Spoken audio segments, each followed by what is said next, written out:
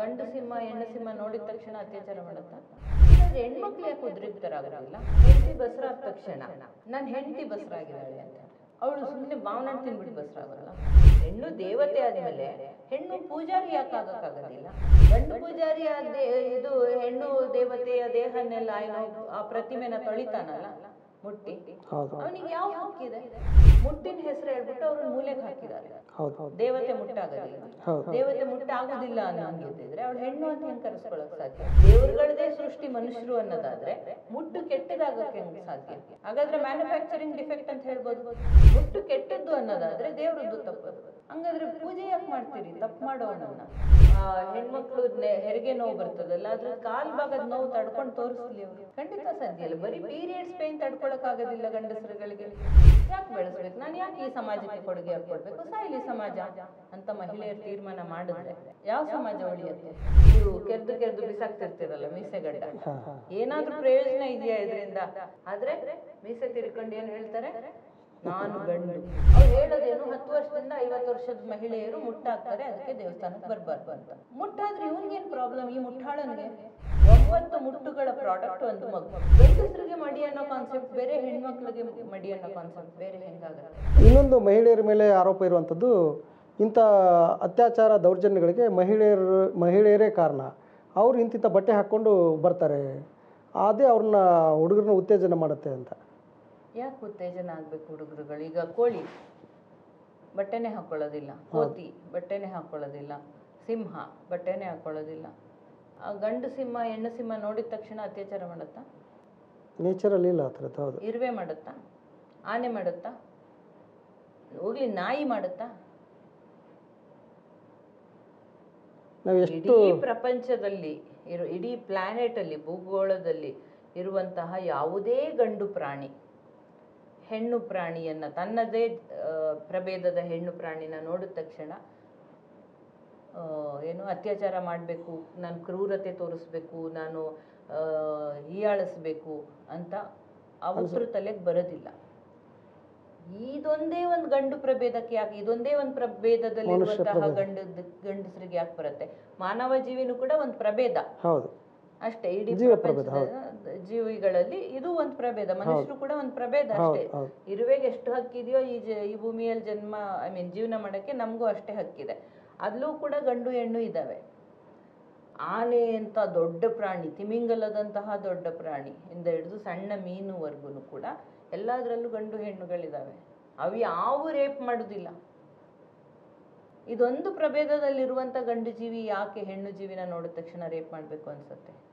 ಅದು ಮಾನಸಿಕತೆ ಪ್ರಾಬ್ಲಮ್, ಅದು sexual problem ಅಲ್ಲ, ಸೆಕ್ಷುವಲ್ ಅರ್ಜಿಂದ ಮಾಡೋದಲ್ಲ ಅದು. ನಿಮ್ಗೆ ಸೆಕ್ಷುಯಾಲಿಟಿ ಅಂತ ಹೇಳಿದ ತಕ್ಷಣ ಅದ್ರಲ್ಲಿ ಒಂದು ಖುಷಿ ಸಿಗ್ಬೇಕಲ್ಲ. ನಿಮ್ಗೆ ಏನಾದ್ರು ಇಷ್ಟಪಟ್ಟು ನೀವು ಮಾಡ್ತೀರಿ, ನಮ್ಗೆ ಬೇಕು ಅಂತ ಅನ್ಸಿದ್ರೆ, ಈಗ ನನ್ಗೆ ಹಸು ಆಗ್ತಾ ಇದ್ರೆ ಇಡ್ಲಿ ತಿನ್ಬೇಕು ಅಥವಾ ಎಂತ ಚಿಕನ್ ಬಿರಿಯಾನಿ ತಿನ್ಬೇಕು, ಮಟನ್ ಬಿರಿಯಾನಿ ತಿನ್ಬೇಕು ಅನ್ಸಿದ್ರೆ ನಾವು ಖುಷಿಯಿಂದ ತಿಂತಿರ್ತಾನೆ, ಅದನ್ನ ಎಂಜಾಯ್ ಮಾಡ್ಕೊಂಡು ತಿಂತೀವಿ. ಅದು ಹೋಗ್ಬಿಟ್ಟು ಅಂತ ಮಾಡ್ಬಿಟ್ಟು ತಿನ್ನಲ್ಲ ಅಲ್ವಾ? ಸೊ ನಿಮ್ಗೆ ಸೆಕ್ಷುಯಾಲಿಟಿ ಅಂದ್ರೂ ಕೂಡ ನಿಮ್ಗೊಂದೊಂದು ನೀವೊಂದು ಪಿಕ್ಚರ್ ನೋಡ್ಬೇಕು ಅಂದ್ರೂ ಪ್ರೀತಿಯಿಂದ ನೋಡ್ತೀರಾ. ಸೆಕ್ಷುಯಾಲಿಟಿ ಅಂದ್ರೂ ಕೂಡ ಅದನ್ನೊಂದು ಪ್ರೀತಿಯಿಂದ ಮಾಡ್ಬೇಕಲ್ಲ, ಅವಾಗ ಮಾತ್ರ ನಿಮ್ಗೆ ಖುಷಿ ಸಿಗೋದು, ಸುಖ ಸಿಗೋದು ಅಲ್ವಾ? ಇದು ಸುಖಕ್ಕೋಸ್ಕರ ಮಾಡೋದಲ್ಲ, ಇದು ಪೈಶಾಚಿಕ ವರ್ತನೆ, ಇದು ಮಾನವೀಯ ವರ್ತನೆ ಅಲ್ಲ. ಅದು ನಾನು ಗಂಡು, ನಾನು ಏನಾದ್ರೂ ಮಾಡಿದ್ರು ನಡೀತದೆ, ನಾನು ಹೋಗ್ಬಿಟ್ಟು ಯಾರು ಇಷ್ಟ ಆಗ್ತಾರೋ ನಾನು ಅದನ್ನ ಪಡ್ಕೊಂಡ್ಬಿಡ್ಬೋದು, ನನ್ಗೆ ಆ ತಾಕತ್ತಿದೆ ಅಂತ ಅನ್ನುವಂತಹ ಕೆಟ್ಟ ಏನು ಮಾನಸಿಕತೆ. ಅದು ಚಿಕ್ಕಂದಿಂದ ಹಂಗೆ ಬೆಳೆಸ್ಬಿಡ್ತಾರೆ. ಗಂಡು ಏನ್ ಮಾಡಿದ್ರು ನಡೀತದೆ, ಗಂಡಸ್ ಏನಾದ್ರು ಸೆಕ್ಷುವಲ್ ಕಾಮೆಂಟ್ಗಳನ್ನ ಮಾಡಿದ್ರೆ ಅವು ರಸಿಕಾ ಅಂತಾರೆ. ಅದೇ ಹೆಣ್ಮಕ್ಳುಗಳು ಸೆಕ್ಷುವಲ್ ಕಾಮೆಂಟ್ಗಳನ್ನ ಮಾಡಿದ್ರೆ ಕೆಟ್ಟೋಗವಳೆ ಇವಳು ಅಂತಾರೆ. ಅದೇ ಉಕ್ತಿಗಳನ್ನ ಉಪಯೋಗಿಸ್ಲಿ, ಬೇಕಾದ್ರೆ ಅದೇ ಪದಗಳನ್ನು ಉಪಯೋಗಿಸಿ ಯಾವ್ದೋ ಒಂದು ಮಾತು ಹೇಳಿ, ಅವನಾದ್ರೆ ರಸಿಕಾ ನಗ್ತಾರೆ, ಇವಳು ಹೇಳಿದ್ರೆ ಬೈದ್ಬಿಟ್ಟು ನೀನ್ ಕೆಟ್ಟೋಗಿದ್ದಾಳೆ ಅಂತ ಹೇಳ್ತಾರೆ. ಸೊ ಹಿಂಗ್ ಬೆಳೆಸ್ತಾರಲ್ಲ ಗಂಡ್ಮಕ್ಳು ಹೆಣ್ಮಕ್ಳನ್ನ, ಇದು ದೊಡ್ಡ ಪ್ರಾಬ್ಲಮ್. ಅದು ಕುಟುಂಬದಲ್ಲಿ ಆಗ್ಲಿ, ಸಮಾಜದಲ್ಲೇ ಆಗ್ಲಿ, ಶೈಕ್ಷಣಿಕ ಸಂಸ್ಥೆಗಳಲ್ಲಾಗ್ಲಿ, ಕೆಲಸದ ಸ್ಥಳಗಳಲ್ಲಾಗ್ಲಿ, ಸರ್ಕಾರದಲ್ಲಾಗ್ಲಿ, ಈವನ್ ಪಾರ್ಲಿಮೆಂಟ್ ಮತ್ತೆ ಅಸೆಂಬ್ಲಿಗಳಲ್ಲೂ ಕೂಡ ಆ ಮಂತ್ರಿಗಳು MLAಗಳು MP ಗಳು ಮಾತಾಡೋದು ಅಷ್ಟೇ ದರಿದ್ರವಾಗಿರುತ್ತೆ. ನಾವೇನು ಬಳೆ ತೊಟ್ಟಿದೀವ? ಬಳೆ ತೊಟ್ಟಿದೀವ ಅಂತಾರೆ. ಗಂಡಸರು ಏನೋ ರೇಪ್ ಆಗ್ಬಿಟ್ರೆ ಅಥವಾ ರೇಗ್ಸಿದ್ರೆ ಮಿಸ್ಟೇಕ್ ಆಗೋಯ್ತು ಹುಡುಗರಿಂದ ಅಂತ ಹೇಳ್ತಾರೆ.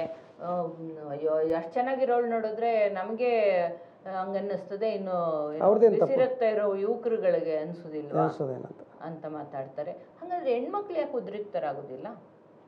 ಗಂಡಸರುಗಳು ಚಡ್ಡಿ ಬನಿಯನ್ ಹಾಕೊಂಡು ಓಡಾಡ್ತಾ ಇದ್ರೆ ಅಥವಾ ಟವಲ್ ಸುತ್ಕೊಂಡು ಓಡಾಡ್ತಾ ಇದ್ರೆ ಅಥವಾ ಆಟ ಆಡುವಾಗ ಸ್ವಿಮ್ ಸೂಟಲ್ಲಿ ಬರೀ ಒಂದು ಚಡ್ಡಿ ಹಾಕೊಂಡು ಸ್ವಿಮ್ ಮಾಡ್ತಾ ಇದ್ರೆ ಅವನ ಮೇಲೆ ಹೋಗಿ ರೇಪ್ ಮಾಡೋದ? ಹಂಗಂದ್ರೆ ಯಾವುದೋ ಒಂದೇ ಒಂದು ಹುಡುಗ ಇರ್ತಾನೆ ಅನ್ಕೊಳ್ಳಿ, ಸ್ವಿಮ್ಮಿಂಗ್ ಪೂಲಲ್ಲಿ ಸ್ವಿಮ್ಮಿಂಗ್ ಪ್ರಾಕ್ಟೀಸ್ ಮಾಡ್ತಾ ಇರ್ತಾನೆ, ಅಲ್ಲಿ ಅಡ್ಮಿನಿಸ್ಟ್ರೇಷನಲ್ಲಿ ಎಲ್ಲ ಮಹಿಳೆಯರು ಇರ್ತಾರೆ ಅನ್ಕೊಳ್ಳಿ, ಅವನು ನಿಂತ್ಕೊಂಡು ರೇಪ್ ಮಾಡ್ತಾರ? ಅವರು ನಡೆದಿಲ್ಲ ಆ ಥರದ್ದು ಅಲ್ವಾ? ರನ್ನಿಂಗ್ ಜಾಗಿಂಗ್ ಎಲ್ಲ ಮಾಡ್ಬೇಕಾದ್ರೆ ಹುಡುಗರುಗಳು ಕಡಿಮೆ ಬಟ್ಟೆ ಹಾಕೊಂಡೇ ಮಾಡ್ತಿರ್ತಾರಲ್ಲ ರನ್ನಿಂಗ್ ಜಾಗಿಂಗ್ ಎಲ್ಲ.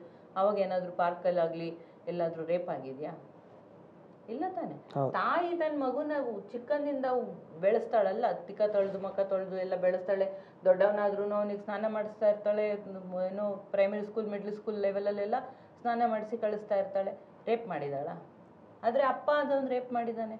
ಪುಟ್ಟ ಮಗುನ, 2 ವರ್ಷದ ಮಗುನ, 5 ವರ್ಷದ ಮಗುನ, 7 ವರ್ಷದ ಮಗುನ, 10 ವರ್ಷದ ಮಗುನ. ಯಾಕೆ? ಸೊ ಅಲ್ಲಿನೂ ಕೂಡ ನಾವು ಪುರುಷರನ್ನು ಬೈಯೋದಲ್ಲ, ಈ ಸಮಾಜ ಪುರುಷರಿಗೂ ಕೂಡ ಅನ್ಯಾಯ ಮಾಡ್ತಾ ಇದೆ. ಅದರ ಮೂಲಕ ಇಡೀ ಸಮಾಜದಲ್ಲಿ ಕೆಟ್ಟ ವಾತಾವರಣ ನಿರ್ಮಿಸ್ತಾ ಇದೆ. ಹೇಗೆ ಅಂದರೆ, ಹೆಂಡತಿ ಬಸರಾದ ತಕ್ಷಣ ನನ್ನ ಹೆಂಡತಿ ಬಸರಾಗಿದ್ದಾಳೆ ಅಂತ ಅವಳು ಸುಮ್ಮನೆ ಮಾವನಣ್ಣು ತಿನ್ಬಿಟ್ಟು ಬಸರಾಗೋಲ್ಲ. ಇವರಿಬ್ರು ಸೇರಿ ತಾನೇ ಮಗು ಬೇಕು ಅಂತ ಪ್ಲಾನ್ ಮಾಡಿ ತಾನೇ ಮಗು ಮಾಡ್ಕೋತಾ ಇರೋಂಥದ್ದು. ಸೊ ನಾವು ಬಸರಾಗಿದ್ದೀವಿ, ನಾವು ಡೆಲಿವರಿ ಮಾಡ್ತಿದ್ದೀವಿ ಅಂತ ಹೇಳ್ಬೇಕಲ್ಲ. ಅವಳು ಏನೆಲ್ಲ ಅನುಭವಿಸ್ತಿದ್ದಾಳೋ ಅದನ್ನ ಅವನು ಕೂಡ ಅನುಭವಿಸ್ಬೇಕಲ್ಲ. ಅಟ್ಲೀಸ್ಟ್ ಅವ್ನು ಫಿಸಿಕಲಿ ಅನುಭವಿಸೋಕ್ಕಾಗ್ದಲೇ ಮಾನಸಿಕವಾಗಿ ಅವಳ ಜೊತೆಗಿದ್ರೆ, ಅವಳಿಗೆ ನೋವಾದಾಗ ಖುಷಿ ಆದಾಗ ಆ ಮಗು ಜೊತೆ ಒಂದು ಬಾಂಧವ್ಯ ಬೆಳೆಸ್ಕೊಂಡು ಮಗು ಹುಟ್ಟುವಾಗ್ಲೂ ಕೂಡ ಅವಳ ಜೊತೆಗಿದ್ದು ಅದು ಎಷ್ಟು ನೋವು ಎಷ್ಟು ಸಂಕಟದ್ದು ಅಂತೆಲ್ಲ ನೋಡಿದಾಗ ಅವನಿಗೆ ಎಮೋಷನಲ್ ಹಾರ್ಮೋನ್ಗಳು ಉತ್ಪತ್ತಿ ಆಗ್ತವೆ ದೇಹದಲ್ಲಿ. ಇಲ್ಲ ಅಂತ ಅಂದರೆ ಅವನಿಗೆ ಅವೇನು ಗೊತ್ತೇ ಆಗೋದಿಲ್ಲ. ಅಂದರೆ ರೆಡಿಮೇಡ್ ಅಪ್ಪ ಆಗ್ಬಿಡ್ತಾನ ಅವನು.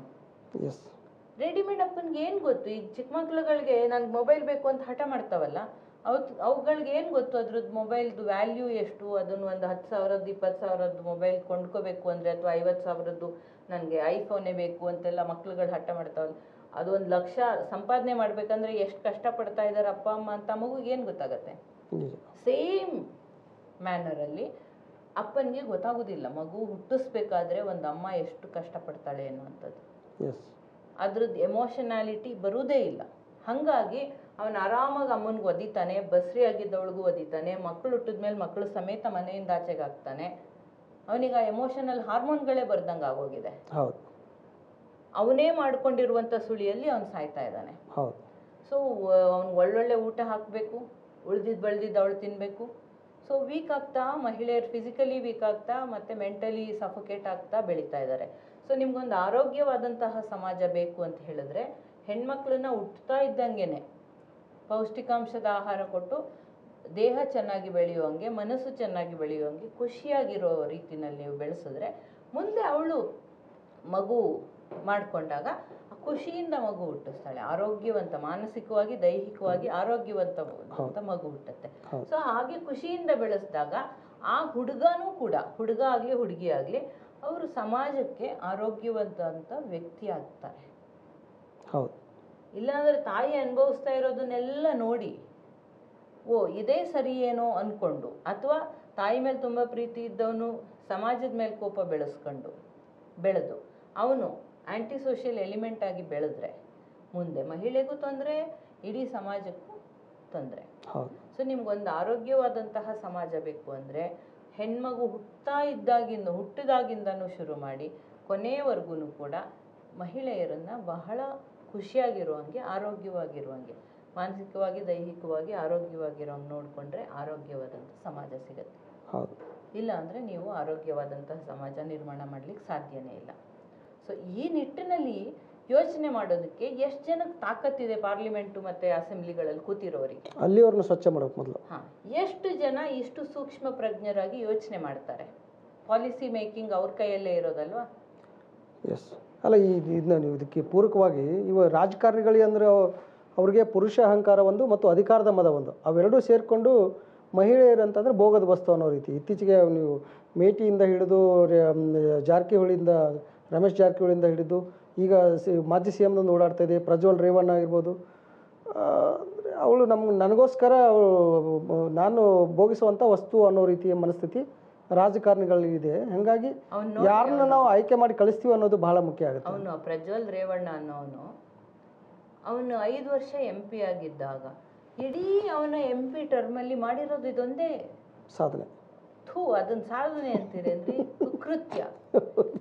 ಅವನು ಏನು 2000-3000 ವಿಡಿಯೋಗಳು ಓಡಾಡ್ತಾ ಇದ್ದಾವೆ ಅಂತ ಹೇಳಿದ್ರೆ ನೀವು ಡಿವೈಡ್ ಮಾಡಿ 365 × 3000 ಒಂದು ದಿನಕ್ಕೆ ಎಷ್ಟು? ಆಲ್ಮೋಸ್ಟ್ 10 ಇನ್ಸಿಡೆಂಟ್ಗಳು. ಅವ್ನು ಬೇರೆ ಇನ್ನೇನು ತಲೆನಲ್ಲಿ ಯೋಚನೆ ಬರ್ಲಿಕ್ಕೂ ಸಾಧ್ಯ ಇಲ್ಲ, ಅವ್ನು ಬೇರೆ ಏನು ಕೆಲಸ ಮಾಡ್ಲಿಕ್ಕೂ ಸಾಧ್ಯ ಇಲ್ಲ, ಅಷ್ಟು ಬ್ಯುಸಿಯಾಗಿದ್ದಾನೆ ಈ ಕುಕೃತ್ಯ ಮಾಡೋದ್ರಲ್ಲಿ. ಅವ್ನು ZP ಮತ್ತು ತಾಲೂಕ್ ಪಂಚಾಯತ್ ಮೀಟಿಂಗ್ಗಳಲ್ಲಿ ಕುಂತಾಗೆಲ್ಲ ಅದನ್ನೇ ಗಮನಿಸ್ತಿರ್ತಾನೆ ಅನ್ಸುತ್ತೆ. ಸೊ ಅವನಿಗೆ ಎಂತ ಕಾಂಟ್ರಿಬ್ಯೂಷನ್ ಸಿಗುತ್ತೆ? ಅವನನ್ನೊಬ್ಬ MP ಆಗಲಿ ಇನ್ನೊಂದೇ ಮಂತ್ರಿ ಆಗಲಿ ಮಾಡಿದ್ರೆ ಅವನಿಂದ ಸಮಾಜಕ್ಕೆ ಏನು ಪ್ರಯೋಜನ? ಅವನು ಏನು ಕಾಂಟ್ರಿಬ್ಯೂಟ್ ಮಾಡ್ತಾನೆ? ಅಂತ ವಲ್ಗರ್ ಮನುಷ್ಯ ಅವನು. ಆದರೆ ಅವನು ಇವತ್ತಿಗೂ ತಲೆ ಎತ್ಕೊಂಡು ಓಡಾಡೋ ಅಂತ ಫ್ಯಾಮಿಲಿನಲ್ಲಿ ಇದ್ದಾನೆ. ಅವನನ್ನ ಫ್ಯಾಮಿಲಿಯವರು ಬಹಿಷ್ಕಾರ ಮಾಡಿಲ್ಲ, ಡಿಸೋನ್ ಮಾಡಲಿಲ್ಲ. ಅವ್ರ ಅಪ್ಪ ಆಗಲಿ, ಅವ್ರ ತಾತ ಆಗಲಿ, ಅವ್ರ ಚಿಕ್ಕಪ್ಪ ಆಗಲಿ ಯಾರು ಡಿಸೋನ್ ಮಾಡಿಲ್ಲ ಅವನನ್ನ. ಅಂದ್ರೆ ಇನ್ನೂ ಫ್ಯಾಮಿಲಿನಲ್ಲಿ ಇಟ್ಕೊಂಡಿದ್ದಾರೆ, ಅವನಿಗೊಂದು ಸ್ಥಾನ ಇದೆ ಆ ಫ್ಯಾಮಿಲಿನಲ್ಲಿ. ಮತ್ತೆ ಈಗ ಬಿಡುಗಡೆ ಆದ ತಕ್ಷಣ ಮಾಜಿ ಪ್ರಧಾನಿಯ ಮೊಮ್ಮಗ ಇಂತಹ ಕೆಲಸ ಮಾಡ್ತಿದ್ದಾನೆ ಅಂತ ಹೇಳಿದ್ರೆ ಮಾಜಿ ಪ್ರಧಾನಿಯ ಕರ್ತವ್ಯ ಏನಾಗಬೇಕಾಗಿತ್ತು? ಮಾನ ಮರ್ಯಾದೆ ಇದ್ರೆ ಇಮಿಡಿಯೇಟ್ ತಕ್ಷಣ ಅವನನ್ನು ಹಿಡ್ಕೊಡ್ಬೇಕಾಗಿತ್ತು, ಹಿಡ್ಕೊಟ್ಟು ಕ್ಷಮೆ ಕೇಳಿಸ್ಬೇಕಾಗಿತ್ತು ಪಬ್ಲಿಕ್ ಅಲ್ಲಿ. ಅವರೆಲ್ಲರೂ ಕ್ಷಮೆ ಕೇಳಬೇಕಿತ್ತು, ಮತ್ತೆ ಡಿಸೋನ್ ಮಾಡಬೇಕಾಗಿತ್ತು ಅವನನ್ನ. ಸೊ ಇಡೀ ದೇಶಕ್ಕೆ ಒಂದು ಪಾಠ ಸಿಗ್ತಾ ಇತ್ತು ಅಂತ ಮಕ್ಕಳುಗಳಿಗೆ. ಅಲ್ಲ, ಅಷ್ಟು ವರ್ಷದಿಂದ ಮಾಡ್ಕೊಂಡು ಬಂದಿದ್ದಾನೆ ಅಂತಂದ್ರೆ ಅದು ಮಾಜಿ ಪ್ರಧಾನಿ ಅವ್ರ ತಂದೆ ಅವರ ಮೊದಲೇ ಗೊತ್ತೇ ಇರುತ್ತದೆ. ಸೊ ಅಪ್ಪ ಅಮ್ಮನಿಗೂ ಗೊತ್ತಿರುತ್ತೆ. ಅವಾಗಲೇ ಒಂದೆರಡು ಬಾರಿಸಿ ಬುದ್ಧಿ ಹೇಳಿದ್ರೆ, ಇಷ್ಟು ಮಗು ಇದ್ದಾಗಲೇ ಅವನನ್ನು ಸರಿಯಾಗಿ ಬಳಸಿದ್ರೆ ಈ ದೀರ್ಘಕ್ಕೆ ಬರ್ತಾನೆ ಇರಲಿಲ್ಲ.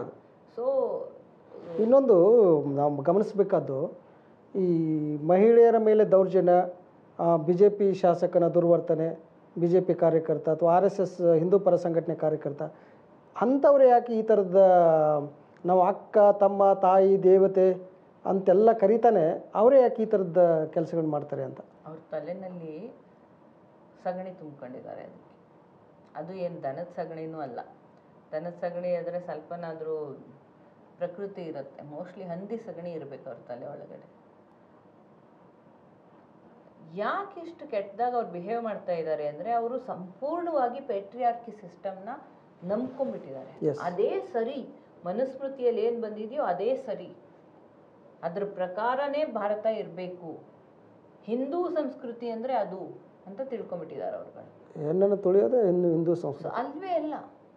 ಹಿಂದೂ ಸಂಸ್ಕೃತಿಯಲ್ಲಿ ನಿಮ್ಗೆ ಅತ್ಯಂತ ಹಿಂದೆ ಸಿಗುವಂಥದ್ದು ಏನು?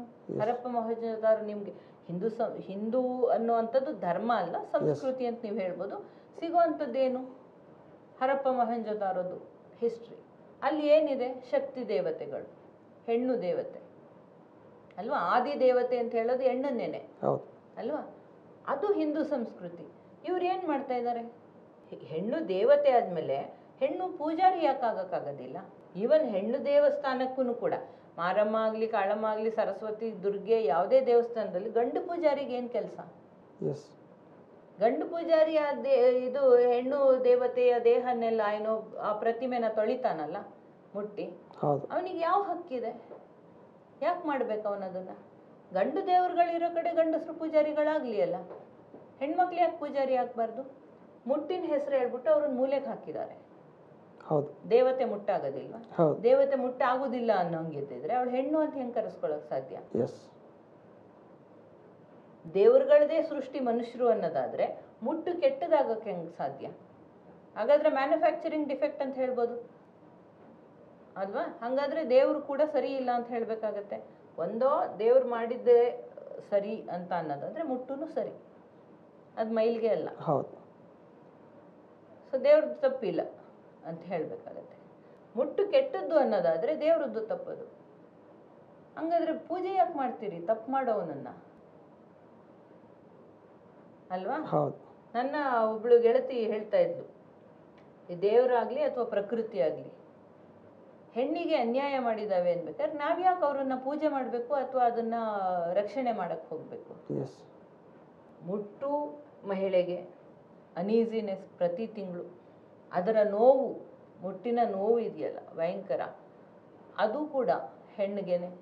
ಬಸರಾಗುವಂಥದ್ದು, 9 ತಿಂಗಳು ಹೊತ್ಕೊಂಡು ಓಡಾಡಬೇಕು, ಹೆರುವಂಥದ್ದು. ಗಂಡಸರಿಗೆ ಅದರ ಕಾಲು ಭಾಗದ ನೋವನ್ನು ಅನುಭವಿಸೋಕ್ಕೆ ತಾಕತ್ತಿಲ್ಲ. ನೀವು ಹೇಳ್ತಾರಲ್ಲ ಗಂಡಸರುಗಳು ಶಕ್ತಿವಂತರು, ಸಾಮರ್ಥ್ಯ ಜಾಸ್ತಿ ಇದೆ ಅಂತ.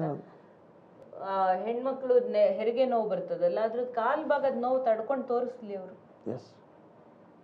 ಖಂಡಿತ ಸಾಧ್ಯ ಇಲ್ಲ. ಬರೀ ಪೀರಿಯಡ್ಸ್ ಪೇನ್ ತಡ್ಕೊಳಕ್ಕಾಗೋದಿಲ್ಲ ಗಂಡಸರುಗಳಿಗೆ. ಎಲ್ಲ ಕಡೆ ಟ್ರಯಲ್ ಮಾಡ್ತಾ ಇದ್ದಾರೆ ಈಗ, ರೇಡಿಯೇಷನ್ ಕೊಟ್ಟು. ನೀವು ಎಲೆಕ್ಟ್ರಿಕ್ ಕನೆಕ್ಷನ್ ಕೊಟ್ಬಿಟ್ಟು ಅಷ್ಟು ಪ್ರಮಾಣದ ನೋವು ಹಾಕಿದ್ರೆ ತಡ್ಕೊಳಕ್ಕಾಗೋದಿಲ್ಲ ಅವರಿಗೆ. 5% ತಡ್ಕೊಳಕ್ಕಾಗೋದಿಲ್ಲ. ಯಾಕೆ ಅದನ್ನ ಪ್ರಯೋಗ ಮಾಡ್ತಿದ್ದಾರೆ? ಅರ್ಥ ಆಗ್ಲಿ ಅಂತ. ಏನ್ 3 ದಿನ ಮಾಮೂಲಿ ಅಲ್ವಾ, ನೀನ್ ಒಬ್ಳೆ ಆಗ್ತೀಯಾ, ಎಲ್ಲರೂ ಆಗ್ತಾರೆ ಹೆಣ್ಮಕ್ಳು ಅಂತಾರಲ್ಲ, ಆಯ್ತಪ್ಪ ನೀವು ಒಂದ್ಸಲಿ ನೋಡು, ಸ್ವಲ್ಪ ಟ್ರೀಟ್ಮೆಂಟ್ ತಗೋ. ಸೊ ಹಂಗಿರ್ಬೇಕಾದ್ರೆ ಈಗ ಗಂಡಸರು ಮಾಡೋದನ್ನೆಲ್ಲ ನಾವು ಮಾಡ್ತೀವಲ್ಲ, ಹೌದು, ಮಹಿಳೆಯರು ಮಾಡ್ತಾರಲ್ಲ, ಹಾಗಾದ್ರೆ ಇವ್ರು ಹೆರ್ಲಿ ನೋಡುವ, ಹೌದು, ಆಗತ್ತಾ? ಆಗಲ್ಲ ಅಲ್ಲ. ಸೊ ಹಾಗಾದ್ರೆ ಮಹಿಳೆ ಸಮಾನತೆಗಿಂತ 1 ಪಟ್ಟು ಮೇಲೆ, ಯಾಕಂದ್ರೆ ಅವಳಿಗೆ ಈಕ್ವಲೆಂಟ್ ಆಗಿ ನೀವು ನಿಲ್ಲಕ್ಕಾಗಲ್ಲ. ಅಷ್ಟೊಂದೆಲ್ಲ ಪ್ರಕೃತಿ ಹಾಕಿ ಜವಾಬ್ದಾರಿ ಕೊಟ್ಟಿದೆ ಅಂದ್ರೆ ನಿಜವಾಗ್ಲೂ ಅದನ್ನ ಗರ್ವದಿಂದ ಹೇಳ್ಬೇಕು. ಪೂರಕವಾಗಿರ್ಬೇಕಲ್ಲ. ಹೌದು, ನಿಮ್ ಸಮಾಜ ಬೆಳೆಯಕ್ಕೆ ಅವಳು ಹೆರ್ಲೇಬೇಕು. ನಿಲ್ಸಿದ್ರೆ ನಿಮ್ ಸಮಾಜ ಬೆಳೆಯುವುದಿಲ್ಲ. ಮುಂದಿನ 100 ವರ್ಷಕ್ಕೆ ಪೂರ್ತಿ ಸಮಾಜ ಸತ್ತೋಗಿರತ್ತೆ ನಿಮ್ದು. ಹೌದಲ್ಲ? ಈಗ ಬೇರೆ ದೇಶಗಳಲ್ಲಿ ಫ್ರಾನ್ಸ್ ಅಲ್ಲಾಗ್ಲಿ, ಸ್ಪೇನ್ ಅಲ್ಲಾಗ್ಲಿ, ಇಟಲಿನಾಗ್ಲಿ ಊರುಗಳೇ ಖಾಲಿಯಾಗಿ ಹೋಗಿದ್ದಾವೆ. ಜಪಾನ್ ಅಲ್ಲಾಗ್ಲಿ, ಚೈನಾದಲ್ಲಾಗ್ಲಿ. ಯಾಕೆ ಅಂತ ಹೇಳಿದ್ರೆ ಹೆಣ್ಮಕ್ಳುಗಳಿಗೆ ಅವರು ನೀವು ಪ್ರೆಗ್ನೆಂಟ್ ಆಗ್ತೀರಿ, ಅವಾಗ ಕೆಲಸ ಸರಿಯಾಗಿ ಮಾಡೋಕ್ಕಾಗೋದಿಲ್ಲ, ಹಾಗಾಗಿ ನೀವು ಪ್ರೆಗ್ನೆಂಟ್ ಆಗ್ತಿದ್ದಂಗೆ ನಾವು ನಿಮ್ಮನ್ನು ರಿಮೂವ್ ಮಾಡ್ತೀವಿ ಅಂತ ಕೆಲಸಕ್ಕೆ ಸೇರಿಸ್ಕೊಳ್ಳುವಾಗಲೇ ಸೈನ್ ಮಾಡಿಸ್ಕೊಂತಿದ್ರಂತೆ ಅನೇಕ ಯುರೋಪಿಯನ್ ಕಂಟ್ರೀಸಲ್ಲಿ. ಸೊ ಹಾಗಾಗಿ ಅವ್ರ ಹೆಣ್ಮಕ್ಳುಗಳು ಬಸ್ರ ಆಗಕ್ಕೆ ರೆಡಿ ಇಲ್ಲ. ಕೆಲಸ ಹೋಗ್ಬಿಡುತ್ತೆ, ಕೆರಿಯರ್ ಹೋಗ್ಬಿಡತ್ತೆ. ಮುಂದೆ ಜೀವನದ ಗತಿ ಏನು? ಮತ್ತೆ ಕೆಲಸ ಸಿಗತ್ತೋ ಇಲ್ವೋ ಗ್ಯಾರಂಟಿ ಇಲ್ಲ. ಮತ್ತೆ ಇಷ್ಟೊಂದು ಇನ್ವೆಸ್ಟ್ಮೆಂಟ್ ಯಾಕೆ ಮಾಡಿ? ಟೈಮ್ ಇನ್ವೆಸ್ಟ್ಮೆಂಟ್ ಅಲ್ಲ ಅದು. ಮಿನಿಮಮ್ 2 ಇಯರ್ಸ್ ನೀವು ಮಗುನ ಹೆರಕ್ಕೆ ಮತ್ತೆ ಅದನ್ನ ಬೆಳೆಸಕ್ಕೆ ಮಿನಿಮಮ್ 2 ಇಯರ್ಸ್ ಟೈಮ್ ಇನ್ವೆಸ್ಟ್ಮೆಂಟ್. ಅದು ಎನರ್ಜಿ ಇನ್ವೆಸ್ಟ್ಮೆಂಟು, ಥ್ಯಾಂಕ್ಲೆಸ್ ಇನ್ವೆಸ್ಟ್ಮೆಂಟು. ಅದ್ರಲ್ಲಿ ನಿಮಗೆ ಸಂಬಳನೂ ಬರೋದಿಲ್ಲ, ಏನೂ ಇಲ್ಲ. ಯಾಕೆ ವೇಸ್ಟ್ ಮಾಡ್ತೀರಿ? ಸೊ ಅವ್ರ ಮಕ್ಕಳೇ ಹೆರೋದಿಲ್ಲ. ಸೊ ಪಾಪ್ಯುಲೇಷನ್ ಪೂರ್ತಿ ಡಿಕ್ರೀಸ್ ಆಗ್ತಾ ಇದೆ. 0.5%. ಒಂದು ಫ್ಯಾಮಿಲಿಗೆ 1 ಮಗುನಾದ್ರೂ ಇರ್ಬೇಕಿತ್ತಲ್ವಾ? ಒಂದು ಫ್ಯಾಮಿಲಿಗೆ 2 ಫ್ಯಾಮಿಲಿ ಸೇರಿಸಿ 1 ಮಗು ಲೆಕ್ಕದಲ್ಲಾದ್ರೆ, ಅಂದ್ರೆ ಒಂದು ಫ್ಯಾಮಿಲಿ ಮಕ್ಕಳೇ ಮಾಡ್ಕೊಳ್ಳೋದಿಲ್ಲ, ಇನ್ನೊಂದು ಫ್ಯಾಮಿಲಿ 1 ಮಗು ಮಾಡ್ಕೊಳ್ಳುತ್ತೆ. ನೆಕ್ಸ್ಟ್ ಫ್ಯಾಮಿಲಿ ಮಕ್ಕಳು ಮಾಡ್ಕೊಳ್ಳೋದಿಲ್ಲ, ಇನ್ನೊಂದು ಫ್ಯಾಮಿಲಿ ಮೋಸ್ಟ್ಲಿ 1 ಮಗು ಮಾಡ್ಕೋಬಹುದು. ಹಂಗಾದಾಗ ಪಾಪ್ಯುಲೇಷನ್ ಡಿಕ್ರೀಸ್ ಆಗಿದೆ. ಅದಕ್ಕೋಸ್ಕರನೇ ಈಗ ಇಂಡಿಯಾದಿಂದ, ಚೈನಾದಿಂದ, ಎಲ್ಲ ಸೌತ್ ಏಷ್ಯನ್ ದೇಶಗಳಿಂದ ಯುರೋಪಿಯನ್ ದೇಶಗಳು ಮನುಷ್ಯರನ್ನ ಬನ್ನಿ ಬನ್ನಿ ಅಂತ ಕರೀತಾ ಇದ್ದಾರೆ. ಅವರಲ್ಲಿ ಯೂತ್ಸೇ ಇಲ್ಲ. ಸೊ ನಮ್ಮ ದೇಶದಲ್ಲೂ ಕಡಿಮೆ ಆಗಿದೆ. ಈಗ ನಮ್ಮ ದೇಶದಲ್ಲಿನೂ ಒಂದು ಕುಟುಂಬಕ್ಕೆ 2 ಮಕ್ಕಳಿಗಿಂತ ಕಡಿಮೆ ಆಗಿದೆ. ಈಗ ರೇಷಿಯೋ ಕಡಿಮೆ ಆಗಿದೆ. 1.8 ಎಷ್ಟೋ ಬರ್ತಾ ಇದೆ. ಸೊ ಹಂಗಾಗಿ ಈವನ್ ಬರೀ ಹಿಂದೂಗಳಲ್ಲಷ್ಟೇ ಅಲ್ಲ, ಮುಸ್ಲಿಮ್ಸ್ ಅಲ್ಲೂ ಕೂಡ ಕಡಿಮೆ ಆಗಿದೆ ಬರ್ತ್ ರೇಟ್. ಸೊ ಇನ್ನೊಂದು ಅಷ್ಟು ವರ್ಷ ಆದ್ಮೇಲೆ ಇಲ್ಲೂ ಕೂಡ ಬರೀ ಮುದುಕರುಗಳೇ ಇರ್ತಾರೆ, ತುಂಬಾ ಕಡಿಮೆ ಜನ ಆಗ್ತಾರೆ. ಯಾಕಂದ್ರೆ ಈಗ education costly, life style costly. ಎಲ್ಲಿಂದ ಸಂಬಳ ಕಡಿಮೆ, ಹೆಂಗ್ ಸಾಕ್ತಾರೆ? ಸೊ ಮಕ್ಳು ಕಡಿಮೆ ಮಾಡ್ಕೊಳ್ತಾರೆ. ಅಥವಾ ಹೆಣ್ಮಕ್ಳುಗಳಿಗೆ ನೀವು ನಮ್ಗೆ ಹೆರೋದನ್ನ ಬಿಟ್ರೆ ಇನ್ನೇನು ಮಾಡೋದೇ ಇಲ್ಲ ಅನ್ನೋಂಗೆ, ಮನೇಲಿದ್ದಾಳೆ ಅಷ್ಟೇ, ಸುಮ್ಮನೆ ಮನೇಲಿದ್ದಾಳೆ, ಮಕ್ಳು ನೋಡ್ಕೊಂಡಿದ್ದಾಳೆ ಅಂತ ಅನ್ನೋದಾದ್ರೆ ಇಲ್ಲ. ವಿ ಆರ್ ನಾಟ್ ರೆಡಿ ಸುಮ್ಮನೆ ಮನೇಲಿ ಮಕ್ಕಳು ನೋಡ್ಕೊಂಡಿರೋಕ್ಕೆ. ನಾವು ರೆಡಿ ಇಲ್ಲ, ಬೇಡವೇ ಬೇಡ ನಮಗೆ ಮಕ್ಕಳು. ನಾವು ಕೆರಿಯರ್ ಓರಿಯೆಂಟೆಡ್ ಆಗಿ ಜೀವನ ಮಾಡ್ತೀವಿ, ಒಂದು ಪ್ರಮೋಷನ್ ಮೇಲೆ ಪ್ರಮೋಷನ್ ತೊಗೊಳ್ತೀವಿ, ಹೈಯರ್ ಪೊಸಿಷನ್ಗೆ ಹೋಗ್ತೀವಿ, ಬೇರೆ ಬೇರೆ ದೇಶಗಳಲ್ಲಿ ಓಡಾಡ್ತೀವಿ. ಬೇಡ ನಮಗೆ ಸಂಸಾರ, ಮಕ್ಕಳು. ಅವನನ್ನ ಮದುವೆ ಆಗಿ ಅವನಿಗೆ ವರದಕ್ಷಿಣೆ ಕೊಟ್ಟು ಅಷ್ಟೆಲ್ಲ ಖರ್ಚು ಮಾಡಿಸಿ ಅಪ್ಪ ಅವನ ಕೈಲಿ ಮದುವೆ ಆಗಿ ಅವನ ಮನೆಗೆ ಹೋಗಿದ್ದು, ಮತ್ತೆ ಅವ್ರ ಮನೆಗೆಲ್ಲ ಅಡ್ಜಸ್ಟ್ ಆಗಬೇಕು. ಇಲ್ಲಾಂದ್ರೆ ಅವನು ಹೊಡಿತಾನೆ, ಬೈತಾನೆ, ಸರಿಯಾಗಿ ಪ್ರೀತಿ ತೋರಿಸೋದಿಲ್ಲ. ಜೊತೆಗೆ ಮಕ್ಕಳನ್ನ ಹೆತ್ಕೊಡ್ಬೇಕು, ಅವನ ಹೆಸರಿಗೆ ಇರುತ್ತೆ ಮಕ್ಕಳುಗಳೂ. ಸೊ ನನಗೇನು ಇಲ್ಲ, ನಾನು ಕೆಲಸ ಬಿಟ್ಬಿಟ್ಟು ಅವನ ಮನೆ ನೋಡ್ಕೋಬೇಕು, ಅವನ ಮನೆ ಪಾತ್ರೆ ತಿಕ್ಕಬೇಕು. ನಂದು ಅಂತ ಒಂದು ಮನೆ ಇಲ್ಲ. ಇಲ್ಲಿ ನೋಡಿದ್ರೆ ಅಪ್ಪನ ಮನೆ, ಅಲ್ಲಿ ನೋಡಿದ್ರೆ ಗಂಡನ ಮನೆ. ನಂದು ಅಂತ ಎಲ್ಲಿದೆ ಮನೆ? ಅದ್ರ ಬದಲು ನಾನು ಕೆಲಸ ಮಾಡಿ ಸಂಪಾದನೆ ಮಾಡಿ ನಾನೇ ಒಂದು ಮನೆ ಕಟ್ಕೊಂಡ್ರೆ ನಂದು ಅಂತ ಒಂದು ಮನೆ ಇರುತ್ತಾ? ಹೌದು. ಏಯ್ ಒದ್ದು ಹೊರಗಾಕ್ಬಿಡ್ತೀನಿ ನೀನು ಏನಾದರೂ ನನ್ನ ವಿರುದ್ಧ ಮಾತಾಡಿದ್ರೆ ಅಂತ ಅವ್ನು ಹೇಳ್ತಾನಲ್ಲ ಮದುವೆ ಮಾಡ್ಕೊಂಡವನು. ಹಂಗೆ ಯಾಕೆ ಹೇಳಿಸ್ಕೋಬೇಕು ಅವಳು? ಸೊ ಈ ಥರ ಮೆಂಟ್ಯಾಲಿಟಿ ಬಂದಿರೋದ್ರಿಂದ ಅನೇಕ ಯುರೋಪಿಯನ್ ದೇಶಗಳಲ್ಲಿ ಜನಸಂಖ್ಯೆ ಕಡಿಮೆ ಆಗಿದೆ. ನಮ್ಮ ಭಾರತದಲ್ಲೂ ಅದೇ ಆಗ್ತದೆ. ಅಂದರೆ ಇಡೀ ಪ್ರಪಂಚದಲ್ಲಿ ಹೆಣ್ಮಕ್ಳುಗಳು ಎಷ್ಟು ದಿನ ಅಂತ ಕಷ್ಟ ನೋವು ಅನುಭವಿಸ್ತಾರೆ, ಎಷ್ಟು ದಿನ ಅಂತ ರೇಪ್ ಅನುಭವಿಸ್ತಾರೆ? ಬೇಡ, ನಾವು ಹೆತ್ತಂಥ ಮಕ್ಕಳುಗಳೇ ತಾನೆ ಹೌದು ಮುಂದೆ ಇನ್ನೊಬ್ಬಳನ್ನ ರೇಪ್ ಮಾಡೋಂಥದ್ದು. ಹೌದು. ಇಂತಹ ಕೆಟ್ಟ ಸಮಾಜಕ್ಕೆ ಕೊಡುಗೆಯಾಗಿ ಕೊಡೋದಕ್ಕೆ ನಾನು ಯಾಕೆ ಒಂದು ವರ್ಷ ಪೂರ್ತಿ ಕಷ್ಟ ಅನುಭವಿಸಿ, ಆಮೇಲೆ ಹೆರೋ ಕಷ್ಟ ಅನುಭವಿಸಿ, ಆಮೇಲೆ ಹಾಲು ಕುಡಿಸಿ ತುಕ್ಕಮಕ್ಕ ತೊಳೆದು ಬೆಳೆಸಿ ಸಮಾಜಕ್ಕೆ ಕೊಡುಗೆಯಾಗಿ ಕೊಟ್ಟರೆ ಮುಂದಕ್ಕೆ ಸಮಾಜ ಹೆಂಗೆ ರೂಪಿಸುತ್ತೆ ಅವನನ್ನು? ರೇಪಿಸ್ಟ್ ಆಗಿ, ಹೆಂಡತಿ ಪೀಡಕನಾಗಿ, ಪುರುಷ ಪ್ರಧಾನದ ಏನೋ ಪ್ರತೀಕವಾಗಿ. ನನ್ನ ಮಗ ಆಗಿರೋದಿಲ್ಲ ಅವನು, ಆಮೇಲೆ ಮುಂದಕ್ಕೆ ನನಗೆ ಬೇಕಾದ್ರೆ ಒದೀತಾನೆ. ಯಾಕೆ ಬೆಳೆಸ್ಬೇಕು? ನಾನು ಯಾಕೆ ಈ ಸಮಾಜಕ್ಕೆ ಕೊಡುಗೆ ಯಾಕೆ ಕೊಡಬೇಕು? ಸಾಯಿಲಿ ಸಮಾಜ ಅಂತ ಮಹಿಳೆಯರು ತೀರ್ಮಾನ ಮಾಡಿದ್ರೆ ಯಾವ ಸಮಾಜ ಉಳಿಯುತ್ತೆ? ಈಗಾಗಲೇ ಒಂದು ಮಹಿಳಾ ಗುಂಪು ಸುಮಾರು ಒಂದು 10 ವರ್ಷದಿಂದ ಈಗಾಗಲೇ ಯುರೋಪಿಯನ್ ಕಂಟ್ರೀಸ್ ಚೈಲ್ಡ್ ಫ್ರೀ. ನಾವು ಹೆರುವುದಿಲ್ಲ. ಅವರು ಹುಡುಗ ಹುಡುಗಿ ಜೊತೆಯಾಗಿರ್ತಾರೆ, ಮದುವೆನೂ ಆಗ್ತಾರೆ, ಅಥವಾ ಹಾಗೆ ಲಿವ್ ಇನ್ ರಿಲೇಷನ್ಶಿಪ್ಪಲ್ಲಿ ಇರ್ತಾರೆ, ಸಾಯೋವರೆಗೂ ಬೇಕಾದ್ರೆ ಇರ್ತಾರೆ. ಆದರೆ ನಾವು ಹೆರುವುದಿಲ್ಲ. ಈ ಸಮಾಜಕ್ಕೆ ನಾವು ಕೊಡುಗೆ ಕೊಡೋಕ್ಕೆ ನಮ್ಮ ಮಕ್ಕಳನ್ನ ರೆಡಿ ಇಲ್ಲ. ಒಂದೋ ನಮ್ಮ ಮಕ್ಕಳು ಬಲಿಪಶು ಆಗ್ತವೆ, ರೇಪ್ಗೊಳಗಾಗ್ತವೆ ಹೆಣ್ಮಕ್ಳನ್ನೆತ್ತರೆ, ಅಥವಾ ಕಿರುಕುಳಕ್ಕೊಳಗಾಗ್ತವೆ, ಡಿಸ್ಕ್ರಿಮಿನೇಷನ್ಗೊಳಗಾಗ್ತವೆ. ಇಲ್ಲ ಗಂಡು ಮಕ್ಕಳನ್ನ ಎತ್ಕೊಟ್ರೆ ನೀವು ಅವರನ್ನು ಪುರುಷ ಪ್ರಧಾನ ಸಮಾಜದ ಪ್ರತೀಕವನ್ನಾಗಿ ಮಾಡ್ತೀರಿ. ಸೊ ಯಾಕೆ? Let this human species vanish. ನಿರ್ನಾಮ ಆಗೋಗ್ಲಿ ಮನುಷ್ಯ ಏನಕ್ಕೆ ಬೇಕು? ಪ್ರಕೃತಿಗೆ ಏನು ಅಗತ್ಯ ಇಲ್ಲ. ಮನುಷ್ಯನ್ಗೆ ಪ್ರಕೃತಿ ಅಗತ್ಯ ಇದೆಯೇ ಹೊರತು ಅದನ್ನೇ ಹಾಳು ಮಾಡ್ತಾ ಇರುವಂತ ಮನುಷ್ಯ ಇನ್ನೇನನ್ನು ಉಳಿಸಕ್ ಸಾಧ್ಯ? ಇನ್ನೇನನ್ನು ಗೌರವಿಸಕ್ ಸಾಧ್ಯ?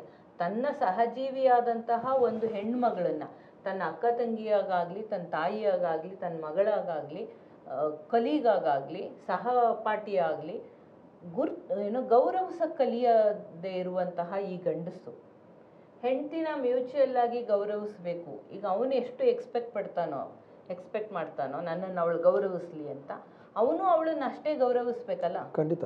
ನನಗೆ ಎಷ್ಟು ಪ್ರೀತಿ ಬೇಕು ಅಂತ ಅವನು ಕೇಳ್ತಾನೋ ಅವನು ಅವಳನ್ನ ಅಷ್ಟೇ ಪ್ರೀತಿಯಿಂದ ನೋಡ್ಬೇಕಲ್ಲ. ಮ್ಯೂಚುವಲ್ ಇರಬೇಕು, ಪರಸ್ಪರವಾಗಿರ್ಬೇಕು ಅದು.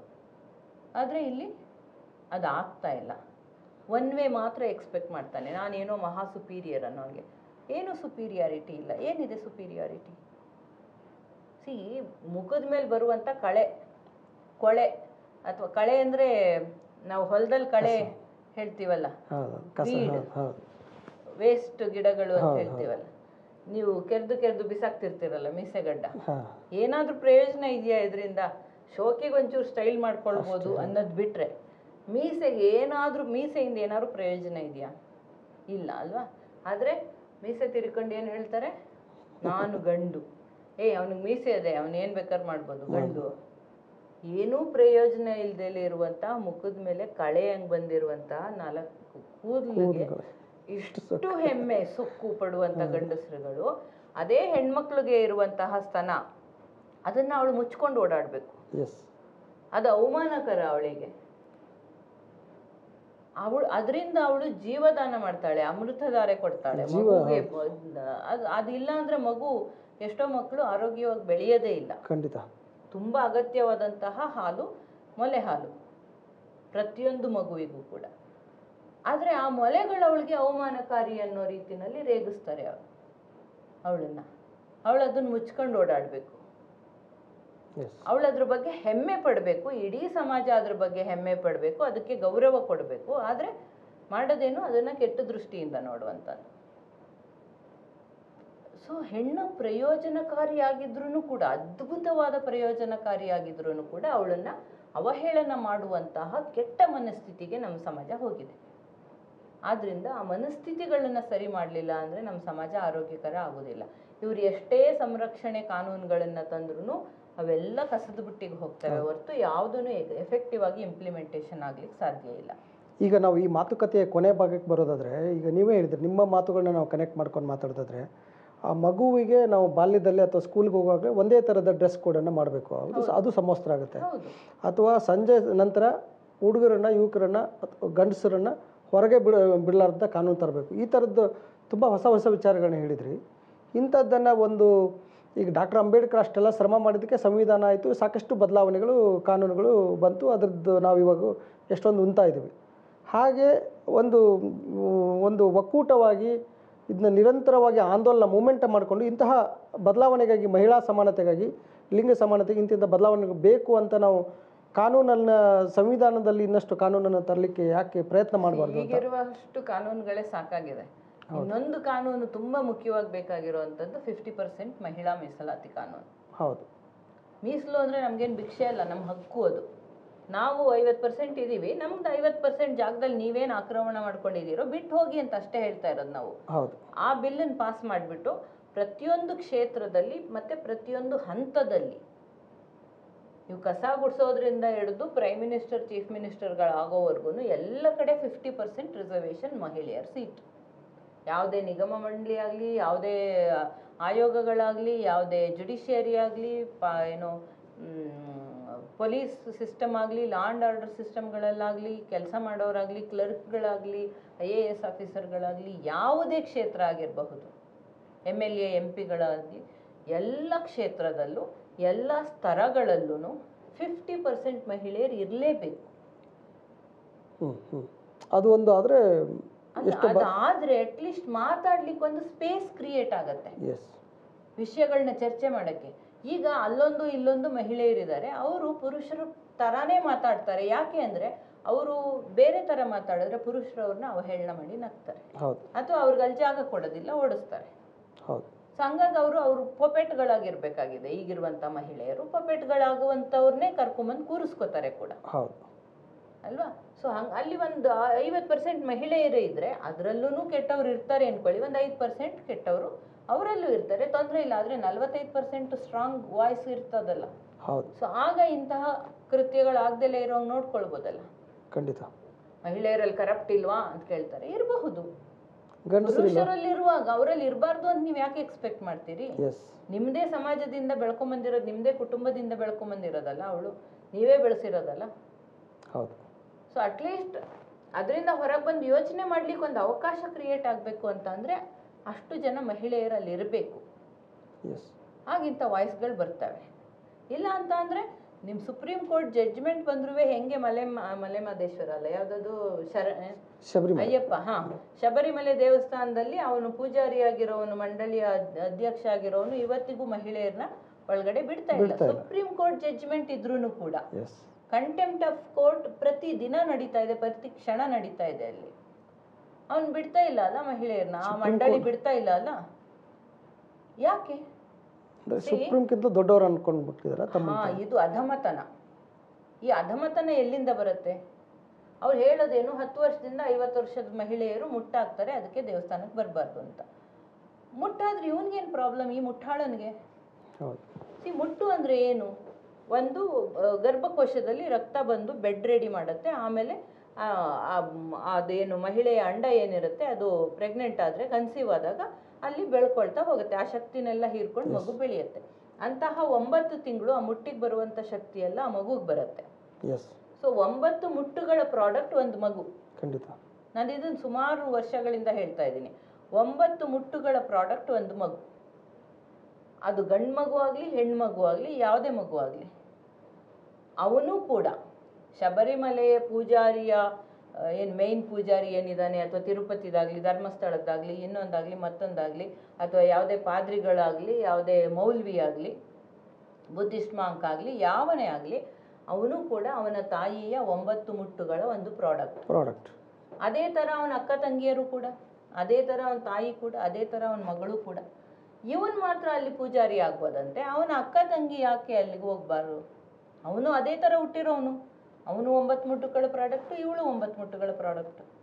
ಅವನು ಹೆಂಗೆ ಮಡಿ ಆಗೋಕ್ಕೆ ಸಾಧ್ಯ, ಇವಳು ಮೈಲ್ಗೆ ಆಗೋದಾದರೆ? ಅಥವಾ ಇವಳು ಮೈಲ್ಗೆ ಅನ್ನೋದಾದ್ರೆ ಅವನು ಹೆಂಗೆ ಮಡಿ ಆಗಕ್ಕೆ ಸಾಧ್ಯ? ಎಸ್, ಇಲ್ಲ ಒಂದು ಇಬ್ರು ಮೈಲ್ಗೆ ಅಥವಾ ಇಬ್ರು ಮಡಿ. ಖಂಡಿತ. ಗಂಡಸರಿಗೆ ಮಡಿ ಅನ್ನೋ ಕಾನ್ಸೆಪ್ಟ್ ಬೇರೆ, ಹೆಣ್ಮಕ್ಳಿಗೆ ಮಡಿ ಅನ್ನೋ ಕಾನ್ಸೆಪ್ಟ್ ಬೇರೆ ಹೆಂಗಾಗತ್ತೆ? ಹೌದಲ್ಲ? ಹೌದು. ನೀವು ಜನನಾಂಗದಿಂದ ಯಾವುದೋ ಒಂದು ಫ್ಲೂಯಿಡ್ ಹೊರಗಾಗ್ತಿದ್ದೀರಿ ಅಂತ ಅಂದ್ರೆ ಗಂಡಸರು ಹೊರಗಾಗ್ತಾರೆ, ಹಂಗಾದ್ರೆ ಅದು ಮೈಲ್ಗೆನೆ. ದಿನ ಮೈಲ್ಗೆ ಅವನು ಹಂಗ್ ನೋಡಿದ್ರೆ, ಹೌದಲ್ಲ? ಸೊ ಪುರುಷ ಪ್ರಧಾನವಾದಂಥ ಸಮಾಜದಲ್ಲಿ ಅವನಿಗೆ ಬೇಕಾದಂಥ ಕಾನೂನುಗಳನ್ನ ರೂಪಿಸ್ಕೊಳ್ತಾನೆ, ರೂಲ್ಗಳನ್ನ ರೂಪಿಸ್ಕೊಳ್ತಾನೆ, ರೀತಿ ನೀತಿಗಳನ್ನ ರೂಪಿಸ್ಕೊಳ್ತಾನೆ. ಅದೇ ಮನುಸ್ಮೃತಿಯಲ್ಲಿ ನಾವು ನೋಡುವಂಥದ್ದು, ಅದನ್ನೇ ನಾವು ಮಹಾಭಾರತ ರಾಮಾಯಣಗಳಲ್ಲೂ ನೋಡಿರುವಂಥದ್ದು. ಆದ್ದರಿಂದ ಇಂತಹ ಕೆಟ್ಟ ರೀತಿ ನೀತಿಗಳನ್ನು ಮಾಡುವಂತಹ ಈ ಕೆಟ್ಟ ಮನಸ್ಥಿತಿಯ ಜನಗಳು ಎಲ್ಲಿವರೆಗೂ ಪಾಲಿಸಿ ಮೇಕರ್ಸ್ ಆಗಿರ್ತಾರೋ, ಎಲ್ಲಿವರೆಗೂ ಪಾರ್ಲಿಮೆಂಟಲ್ಲಿ, ಜುಡಿಷಿಯರಿನಲ್ಲಿ, ಲಾ ಆ್ಯಂಡ್ ಆರ್ಡರ್ ಸಿಸ್ಟಮಲ್ಲಿ, ಅಸೆಂಬ್ಲಿನಲ್ಲಿ ಕೂತಿರ್ತಾರೋ ಅಲ್ಲಿವರೆಗೂ ನಮ್ಮ ಭಾರತ ಆಗಲಿ, ಯಾವುದೇ ದೇಶ ಆಗಲಿ, ಫಾರ್ ದಟ್ ಮ್ಯಾಟರ್ ಯಾವುದೇ ಸಮಾಜ ಆಗಲಿ, ಯಾವುದೇ ಸಮುದಾಯ ಆಗಲಿ ಆರೋಗ್ಯಕರವಾಗಿರ್ಲಿಕ್ಕೆ ಸಾಧ್ಯ ಇಲ್ಲ. ಇದನ್ನೆಲ್ಲ ಸರಿ ಮಾಡಬೇಕು ಅಂದರೆ ಮೊದಲು ಎಲ್ಲ ಕಡೆ 50% ಮಹಿಳೆಯರು ಬರಬೇಕು, ರೀತಿ ನೀತಿಗಳನ್ನು ಮಾಡಬೇಕು, ಅದನ್ನು ಎಫೆಕ್ಟಿವ್ ಆಗಿ ಎಕ್ಸಿಕ್ಯೂಟ್ ಮಾಡಬೇಕು. ಅಲ್ಲಿವರೆಗೂ ಅವರು ಇದೆರಡನ್ನ ವಿತ್ ಇಮ್ಮಿಡಿಯೇಟ್ ಎಫೆಕ್ಟ್ ಬರೋ ಹಾಗೆ ಅವ್ರಿಗೆ ನಿಜವಾಗ್ಲೂ ಮನಸ್ಸಿದ್ರೆ, ಪೊಲಿಟಿಕಲ್ ವಿಲ್ ಪವರ್ ಇದ್ದರೆ, ಅವರಿಗೆ ತಾಕತ್ತಿದ್ರೆ, ಅವರಿಗೆ ದಕ್ಷತೆ ಇದ್ದರೆ, ಪ್ರಾಮಾಣಿಕತೆ ಇದ್ದರೆ, ಕಾಳಜಿ ಇದ್ದರೆ ಅವರಿಗೆ ಹೆಣ್ಮಕ್ಳ ಮೇಲೆ, ಮಹಿಳೆಯರ ಮೇಲೆ, ಆರೋಗ್ಯವಾದಂತಹ ಸಮಾಜದ ಮೇಲೆ ಅಥವಾ ದೇಶದ ಮೇಲೆ, ಇದೆರಡು ರೂಲ್ ಮಾಡಲಿ 1 ವರ್ಷ, 1 ವರ್ಷದವರೆಗೂ ಅನುಭವಿಸ್ಲಿ. ಐ ಮೀನ್ ಒಂದು ವರ್ಷದವರೆಗೂ ಪಾಲಿಸಿ ಮಾಡಲಿ ಇದನ್ನ. ಆ 1 ವರ್ಷದೊಳಗಡೆ ಪೂರ್ತಿ ಏನು ರಿಸಲ್ಟ್ ಬಂದಿರುತ್ತೆ ಅಲ್ಲಲ್ಲ, ಪೂರ್ತಿ ಮುಂದೆ ಹೇಗೆ ನಡೆಸ್ಕೊಂಡು ಹೋಗ್ಬೇಕು ಅನ್ನೋದನ್ನ ಪ್ಲಾನ್ ಮಾಡಿ ಅಲ್ಲಿಂದ ಇಂಪ್ಲಿಮೆಂಟ್ ಮಾಡ್ತಾ ಹೋಗಿ. ಸೊ ನೆಕ್ಸ್ಟ್ 20 years ಅಲ್ಲಿ ನಮಗೆ ಆರೋಗ್ಯಕರವಾದಂತಹ ಸಮಾಜ ಇರುತ್ತೆ, ಆರೋಗ್ಯಕರವಾದಂತಹ ಯೂತ್ ಬರ್ತಾರೆ ಸಮಾಜಕ್ಕೆ, ಮಕ್ಕಳೇ ದೊಡ್ಡವರಾಗ್ತಾರೆ. ನೆಕ್ಸ್ಟ್ 20 ವರ್ಷನೂ ಬೇಡ, 10-15 ವರ್ಷದಲ್ಲಿ ಚಿಕ್ಕ ಮಕ್ಕಳಿಂದ ಈಗಲೇ ಕಲಿಸ್ಬಿಟ್ರೆ 10-15 ವರ್ಷದಲ್ಲಿ ನಮ್ಗೆ ಒಳ್ಳೆ ಸಮಾಜ ಬರುತ್ತೆ. ಆವಾಗ ಕೆಟ್ಟದ್ದು ಮಾಡುವಂತಹ ದೊಡ್ಡವ್ರುಗಳಿಗೆ ಚಿಕ್ಕ ಮಕ್ಕಳೇ ನಿಮ್ಮಂಥವ್ರೇನೆ ಬೈಯೋಕ್ಕೆ ಶುರು ಮಾಡ್ತೀರಿ, ಸರಿಯಾಗಿ ಬಿಹೇವ್ ಮಾಡು ಮಹಿಳೆಯರ ಜೊತೆಗೆ ಅಂತ. ಮತ್ತು ಅವ್ರಿಗೆ ಅಷ್ಟು ಧೈರ್ಯನೂ ಬರೋದಿಲ್ಲ. ಆಗ 50% ಮಹಿಳೆಯರು ಇರ್ತಾರೆ ಪೆಟ್ರೋಲಿಂಗಲ್ಲಾಗಲಿ, ಪಾರ್ಲಿಮೆಂಟಲ್ಲಾಗಲಿ, ಜುಡಿಷಿಯರಿಲಾಗಲಿ, ಪೊಲೀಸಲ್ಲಾಗಲಿ ಅಂತ ಹೇಳಿದ್ರೆ ಐ ಡೋಂಟ್ ಥಿಂಕ್ ಅಷ್ಟು ಅಧಮತನ, ಅಷ್ಟು ದಾರ್ಷ್ಟ್ಯ ಬರ್ತದೆ ಒಬ್ಬನಿಗೆ ಹೋಗಿ ರೇಪ್ ಮಾಡುವಷ್ಟು ಅಂತ. ಸೊ ಇಂತಹ ಬದಲಾವಣೆಗಳಾಗದ ಹೊರತು ನಮ್ಮ ದೇಶ ಆರೋಗ್ಯಕರವಾಗಿ ಆಗೋದಿಲ್ಲ. ಇಷ್ಟೆಲ್ಲ ಮಾತಾಡ್ತಿರಲ್ಲ ಮೇಡಮ್, ನೀವು ಏನಾದರೂ ಮಾಡ್ತಾ ಇದ್ದೀರಾ ಅಂದರೆ ಈ ಬದಲಾವಣೆಗೋಸ್ಕರ ಅಂತ? ಇಷ್ಟೆಲ್ಲ ನಾವು ಬರೀ ಮಾತಾಡ್ತಾ ಇಲ್ಲ. 40 ವರ್ಷದಿಂದ ನಾನು ಹೋರಾಟದ ಒಂದು ಹೋರಾಟಗಳ ಜೊತೆಗೆ ಇದ್ದೀನಿ. ರೈತ ಸಂಘ, ದಲಿತ ಸಂಘ ಇವೆಲ್ಲ ಶುರುವಾದಾಗಲಿಂದನೂ ಕೂಡ, ಆಗ್ಲಿಂದನೇ ಸಮಾಜವಾದದ ಅಂಶಗಳನ್ನು ತಲೆಯಲ್ಲಿ ತುಂಬಿಸ್ಕೊಂಡು ಆ ನಿಟ್ಟಿನಲ್ಲೇ ಬೆಳ್ಕೊಂಡು ಬಂದಿರೋವಂಥದ್ದು.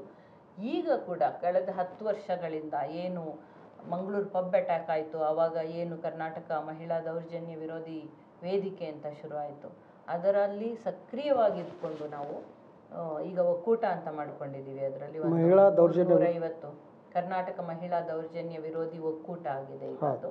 ಸೊ ಒಂದು 100-150 ಮೂವ್ಮೆಂಟ್ಗಳು, ಆರ್ಗನೈಸೇಷನ್ಗಳು, ವ್ಯಕ್ತಿಗಳು ಎಲ್ಲರೂ ಸೇರಿಕೊಂಡು ದೊಡ್ಡ ಹೋರಾಟದ ರೂಪ ಪಡ್ಕೊಂಡಿದೆ. ಅದು ಫೆಡರೇಷನ್, ಅದು ಒಂದು ಮೂವ್ಮೆಂಟ್ ಅಲ್ಲ, ಒಂದು ಸಂಘಟನೆ ಅಲ್ಲ, ಅದು ಎಲ್ಲ ಸಂಘಟನೆಗಳ ಒಕ್ಕೂಟ ಅದು. ಸೊ ಇದರಲ್ಲಿ ನಾವು ಪ್ರತಿ ವರ್ಷ ಒಂದು ಜಿಲ್ಲೆಯನ್ನು ಆರಿಸ್ಕೊಂಡು ಆ ಜಿಲ್ಲೆಗಳಲ್ಲಿ ಸಾಧ್ಯವಾದಷ್ಟು ಶಿಕ್ಷಣ ಸಂಸ್ಥೆಗಳಿಗೆ ಹೋಗಿ, ಶಾಲೆಗಳು, ಕಾಲೇಜುಗಳು, ಹಾಸ್ಟೆಲ್ಗಳು, ಮತ್ತು ಮಹಿಳಾ ಸಂಘಗಳು, ಯುವಕ ಯುವತಿಯರ ಸಂಘಟನೆಗಳು, ಈ ಎಲ್ಲರ ಜೊತೆಗೆ ಹೋಗ್ಬಿಟ್ಟು ಅರಿವಿನ ಪಯಣ ಅಂತ ಒಂದು ಕೆಲಸ ಮಾಡ್ತೀವಿ.